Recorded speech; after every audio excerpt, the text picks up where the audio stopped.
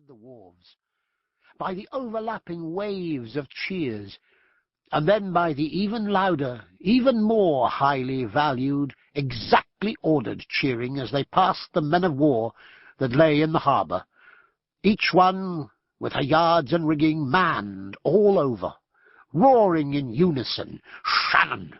Huzzay! Huzzay! Huzzay!"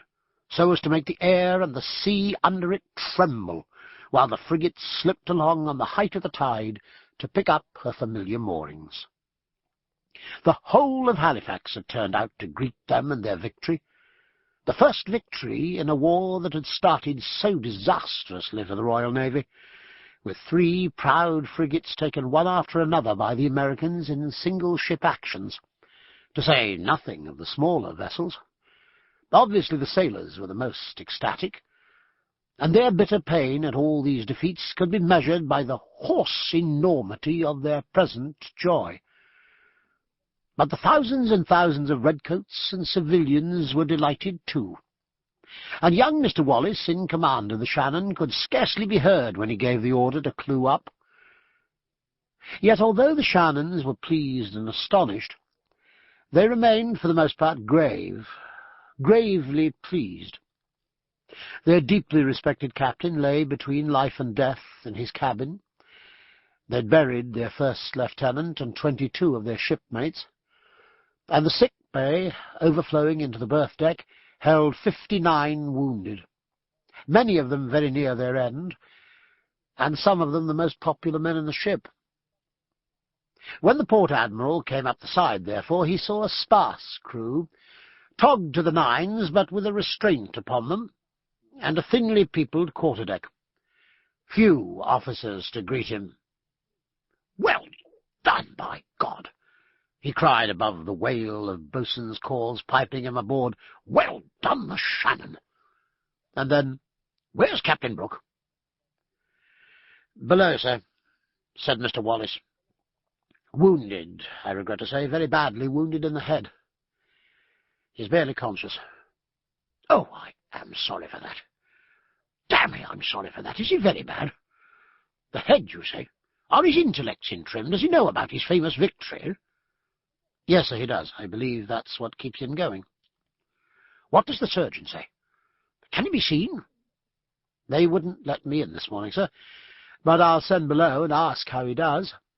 "I do," said the Admiral. A pause. "Where's Mr. Watt?" referring to the first lieutenant, once a midshipman of his. "Dead, sir," said Wallace.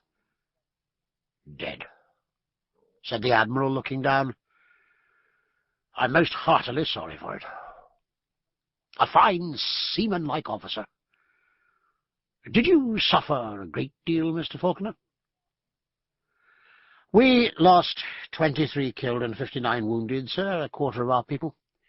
But Chesapeake had above 60 killed and 90 wounded. Her captain died aboard us on Wednesday. May I say, sir," he added in a low voice, "that my name is Wallace. Mr. Faulkner is in command of the prize."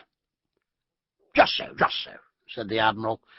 "A bloody business, Mr. Wallace, a cruel business, but worth it. Yes, by God, it was worth it." His eye ran along the clean, orderly though scarred deck, the boats, 2 of them already repaired, up to the rigging, and lingered for a moment on the fished mizzen. "So you and Faulkner, and what hands you had left, brought them both in between you. You've done very well indeed, Mr. Wallace, you and your shipmates. Now just give me a brief informal account of the action. You shall put it in writing presently if Captain Brooke don't recover in time for the dispatch. But for the moment, I should like to hear it from your own mouth." "Well, sir," began Wallace, and then paused. He could fight extremely well, but he was no orator. The Admiral's rank oppressed him. So did the presence of an audience. That included the only surviving American officer fit to stand, though even he was wounded. He brought out a lame, disjointed tale, but the Admiral listened to it with a glowing, visible delight. For with what he'd heard before, it fell into perfect shape, even more perfect than the rumours that had already reached him. What Wallace said confirmed all that he'd heard. Brooke, finding the Chesapeake alone in Boston Harbour, had sent his consorts away, challenging her captain to come out and try the issue in the open sea. The Chesapeake had indeed come out in the most handsome, gallant manner. They'd fought their battle fair and square, evenly matched, broadside to broadside with no manoeuvring, and having swept the Chesapeake's quarterdeck clear, killing or wounding almost all her officers in the first few moments, the Shannon had raked her, boarded her, and carried her. And it was just 15 minutes, sir, from the first gun to the last. 15 minutes, by God! That I didn't know, said the Admiral. And after a few more questions, he clapped his hands behind his back and paced up and down, silently digesting his satisfaction. His eye caught a tall figure in a post-captain's uniform standing by the marine officers, and he cried, "Aubrey! Why, it must be Aubrey, upon my life!" He stepped forward with his hand outstretched. Captain Aubrey whipped his hat under his left arm, edged his right hand from its sling, and gave the Admiral's as hearty a shake as he could. "I was sure I couldn't mistake that yellow hair," said the Admiral. "There must be years. A wounded arm? I knew he was in Boston, but how come you here?" "I escaped, sir," said Jack Aubrey. "Well done!" cried the Admiral again. "So you were aboard for this noble victory. That was worth an arm or two, by God. Give you joy with all my heart. Lord, how I wish I'd been with you. But I'm most damnably grieved for poor dear Watt and for Brooke. I must have a word with him if the surgeon... Is your arm bad?" Nodding towards the sling. "It was only a musket ball in the Java action, sir. But here are the doctors, sir, if you wish to speak to them." "Mr. Fox, how do you do?" said the Admiral, turning to the Shannon surgeon, who had just come up the main hatchway with a companion, both of them in their working clothes. "And how's your patient? Is he fit to receive a visit, a short visit?" "Well, sir," said Mr. Fox, with a doubtful shaking of his head, "we dread any excitement or mental exertion at this stage. Do you not agree, colleague?" His colleague, a small, sallow man in a blood-stained black coat, dirty linen, and an ill-fitting wig, said, Of course," in a somewhat impatient tone. "No visits can possibly be allowed until the draft has had its effect." And he was moving away without another word when Captain Aubrey took him by the elbow and said in a private voice, "Hold hard, Stephen. This is the Admiral, you know." Stephen looked at Aubrey with his strange, pale eyes, red-rimmed now after days and nights of almost incessant exertion, and said, "Listen, old Jack, will you? I have an amputation on my hands, and I wouldn't pause to chat with the Archangel Gabriel himself. I've only stepped up to fetch my small retractor from the cabin, and tell that man not to talk so loud." With this he walked off, leaving nervous smiles behind him, anxious looks directed at the Admiral. But the great man didn't seem at all put out. He gazed about the ship and over the water of the Chesapeake, and his deep delight showed clear beneath his immediate concern for the Shannon's captain and her missing officers and men. He asked Wallace for the muster roll of the prisoners of war, and while it was being fetched, he stood by an improvised hood over the cabin skylight with Jack Aubrey and said, "I know I've seen that face before, but I can't put a name to it." "He's Dr. began Captain Aubrey. Stay, I have it. Saturnine, that's the man. Admiral Bowes and I were calling at the palace to inquire after the Duke, and he came out and told us how he did. Saturnine, I knew I should get it." "The very same man, sir. Stephen Maturin was called in to Dr. Prince William, and I believe he saved him when all else had failed. A prodigious physician, sir, and my particular friend. We sailed together since the year 2, but I'm afraid he's not quite used to the ways of the service yet, and he sometimes gives offence without intending it. Why, he's no great respecter of persons, to be sure, but I'm not at all offended. I don't take myself for God the Father, you know, Aubrey, although I have my flag. Then anyhow, it'd take a great deal to put me out of humour on such a day. Lord, Aubrey, such a victory! Besides, he must be a great man in the physical line to be called into the Duke. How I wish he may save poor Brooke.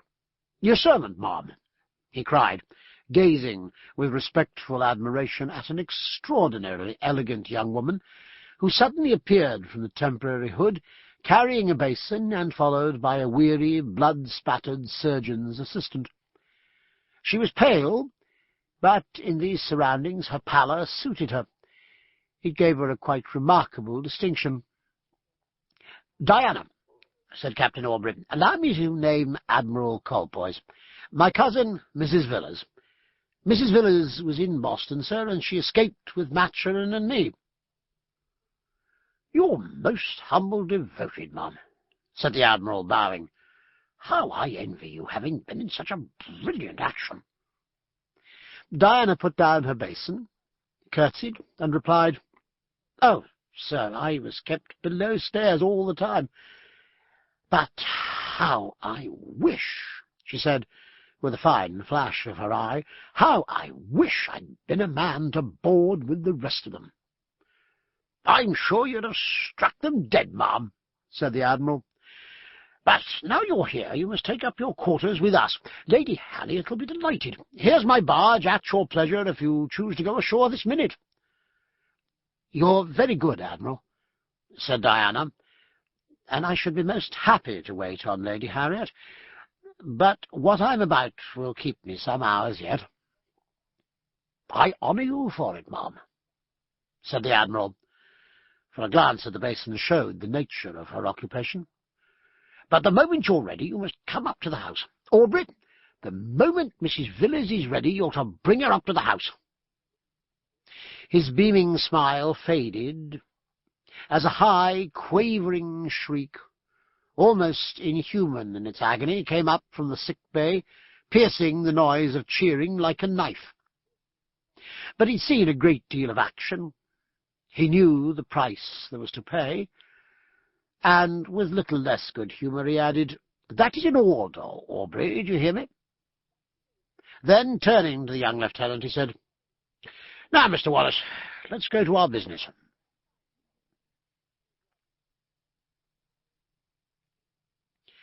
The hours had passed.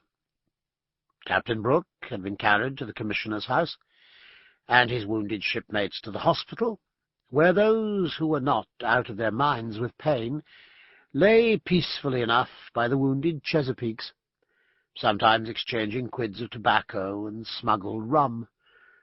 The American prisoners of war had been taken out of their ship, the few surviving officers paroled, and the men sent to the barracks. And the most wretchedly miserable of all, the British deserters captured in the Chesapeake, had been taken to prison with no likelihood of leaving it except for a journey to the gallows. At present the cruellest face of war was no longer to be seen. Joy and lively anticipation began to overcome thoughtfulness and grief in the frigate, as neighbouring captains sent over parties of volunteers, men enough to provide a harbour watch so that the Shannons might have a run ashore, and the newcomers' gaiety, combining with the continuing shouts and yells from the wharves, made the younger liberty men laugh aloud as they stood, treading on one another's toes on the gangway, while their companions, moving carefully not to get tar on their gleaming ducks, hoisted out the boats. "Cousin Diana," said Jack Aubrey, "should you like to go ashore? I'll hail Tenedos for her captain's gig." "Thank you, Jack," said she, "but I'd rather wait for Stephen. He'll not be long." She was sitting on a small, green, brass-studded trunk, the only thing she'd brought with her in their hurried flight from Boston, and she was gazing out at Halifax over a shattered 9-pounder gun. Jack stood by her and gazed too, one foot on the carriage. But he gazed with no more than the shallowest surface of his attention, while the rest of his mind